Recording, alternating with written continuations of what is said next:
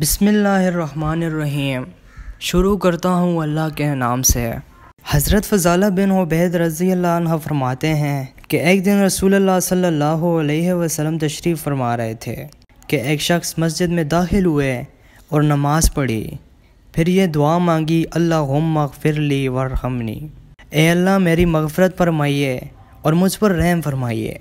रसूलुल्लाह सल्लल्लाहु अलैहि वसल्लम ने नमाजी से इरशाद फरमाया, तुमने दुआ मांगने में जल्दी की। जब तुम नमाज़ पढ़ के बैठो तो अल्लाह ताला की शान व शान की तारीफ़ करो और मुझ पर दरूद भेजो, फिर दुआ मांगो। हज़रत फ़ज़ाला रज़ी अल्लाह अन्हा फरमाते हैं, फिर एक और साहिब ने नमाज़ पढ़ी। उन्होंने अल्लाह ताला की तारीफ़ बयान की और नबी करीम सल्लल्लाहु अलैहि वसल्लम पर दरूद भेजा। आप सल्लल्लाहु अलैहि वसल्लम ने उन साहब से इरशाद फरमाया, अब तुम दुआ करो, कबूल होगी। दोस्तों, अगर आपको हदीस शरीफ सुनना पसंद है तो हमारे इस चैनल को भी सब्सक्राइब करें। अल्लाह ताला उसके चेहरे को तरोताज़ फरमाते हैं जो हदीस शरीफ सुनकर दूसरे लोगों तक पहुंचाते हैं। हो सके तो ज़्यादा से ज़्यादा इस वीडियो को शेयर करें और हमारे इस चैनल को भी सब्सक्राइब करें और साथ में दिए गए बेल पर क्लिक करें।